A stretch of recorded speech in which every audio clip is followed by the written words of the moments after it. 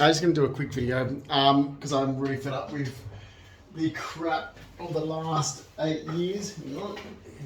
This bit up. Still simmering. All right. Had a gutful. So from me wearing glasses even got brought up, which is weird considering back in it would have been 1990. It would had to have been around 1990. I think it would have been April 1990 because we're up at the Central Coast at Nan's. So my dad's mother, Ruby's place, it's Long Beach, and went to the reptile park there and came home to Nan's place. And I'm reading a book, and Dad and his partner then Annette picked it up and said, you're struggling with that, what's wrong? And the words were blurry.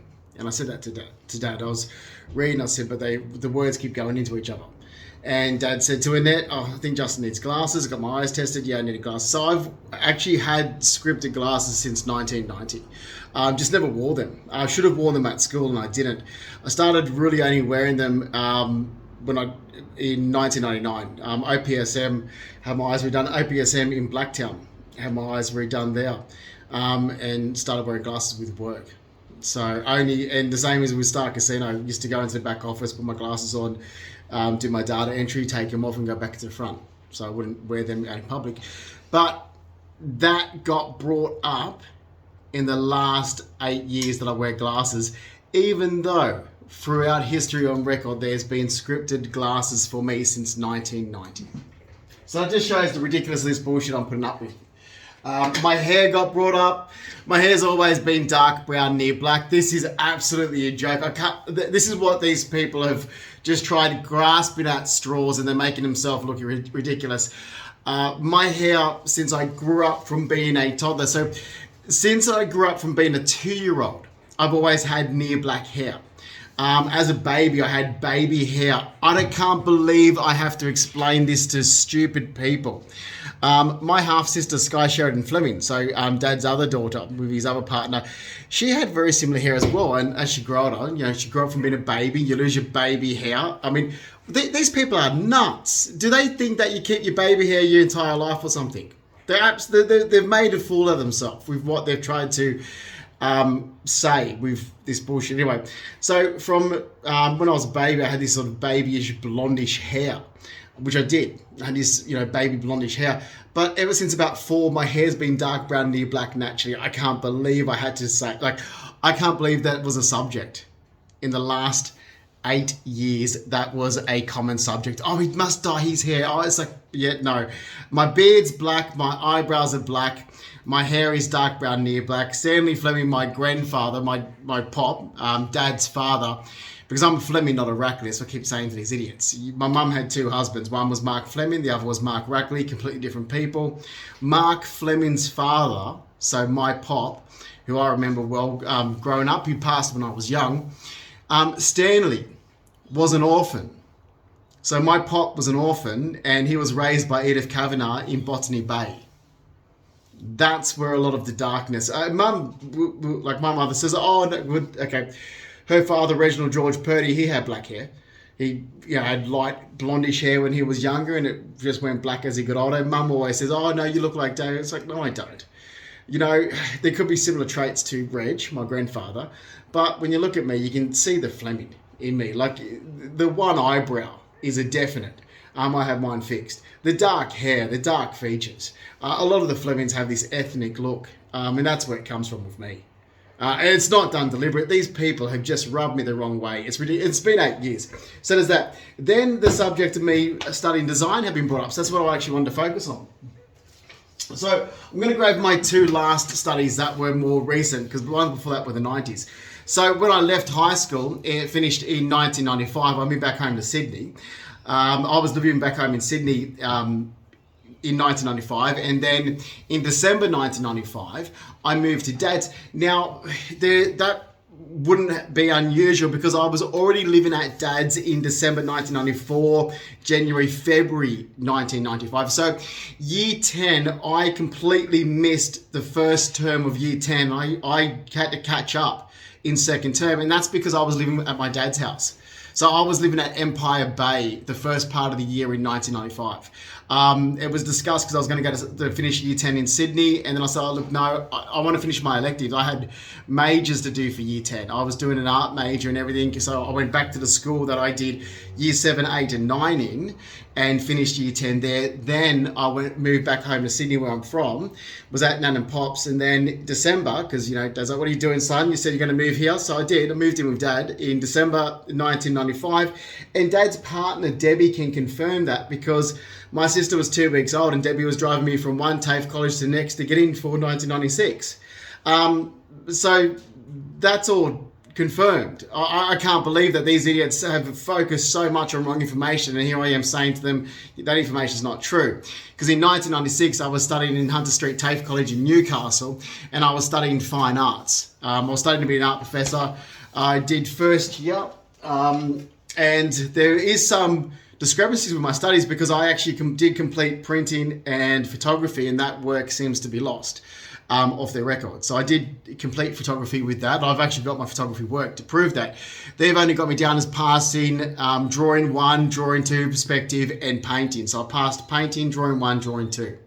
But I also passed printing, and I've got the work for that. And photography. Look, that's not here or there because that's going back to 1996. But in 1996, I was catching the train to Newcastle, one direction getting off at Civic Station, or the other direction to Sydney, and I was getting off Central and changing for St. James. Because at TAFE College, and this is something that I found even relevant in 2009 when I'm studying at Emmore Design Centre, each week there is something where you're not actually in class, you're in the city. So at Emmore Design Centre in 2009, they had something called Eddie Meets, and you'll be around the city at other design areas, exhibitions and so forth. Well, the same thing went on in 1996. So every single week in 1996, I was pretty much at New South Wales Art Gallery. Every week, because every week there was a lesson that was spent in Sydney. Every week, even though my TAFE college I went to was in Newcastle, every week there was a lesson that was spent in the city. And then I was living at Empire Bay at the time. So there's that. In 1997, I studied design fundamentals. So I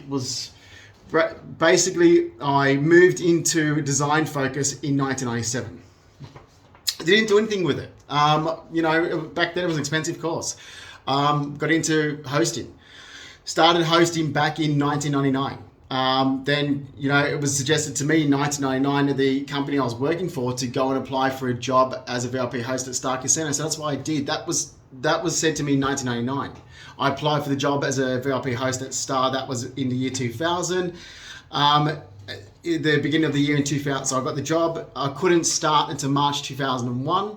I told them that in my interview. That was all fine because I was in America for January and February 2001. I was there right up until I was mugged on my way home from work. So after I was mugged after work, it's not unusual that I would go back into my studies in design. I've already studied design. So I'm going to go back into studies that I've already done in the past. So I don't know why people started making up stories. So the first thing I did was enroll at Emmore Design Centre. I did that in 2008 for the 2009, and that was a design events illustration certificate 4. First year I've got the details for it there with event design, fashion design, product design, furniture design. Like, it just covered on so many aspects of design in that first year. It was fantastic. Second year, the curriculum I didn't like. It just seemed to have focused really so much on set design and theatre design. I was like, I'm not really interested in that. But the first year I was really focused on and thought, okay, this is great. So I did magazine design, label design, product design. And I'll grab my transcript here from TAFE College for the fashion design because I got a credit for it. Like I said, there he is there. So worked my butt off to receive, and it was actually applied techniques of the design of wearable objects I received a credit for. So that's what they call it there. But it's basically fashion design. And that's what the avenue I went down. Put on a fashion show and everything. That's what I got a credit for in 2009. Then, because in like second year, I went to Cocoa Republic Design School. Cocoa Republic focused more on interior designs, and I thought, perfect. So I went to Cocoa Republic and I passed Interior Decoration 101 in 2010. I did design, and I said this. There's the transcript there. So Cocoa Republic Design School doesn't exist anymore, but it's affiliated with Moore Design Centre, TAFE College. I passed Interior Decoration 101. Then during that period of time, I was working for Steve Hashimoto. Now, if that guy doesn't want to give me a good rap or whatever, I don't care. I mean, there should be no reason why he wouldn't, considering I did draft up my own designs using the techniques that I had learned at TAFE College. Worked for him from 2009 into 2012. Like I said, I don't know where you idiots got your information from. It's not matching any facts. I'm telling you the truth. Did these works for him. I only stopped in 2012.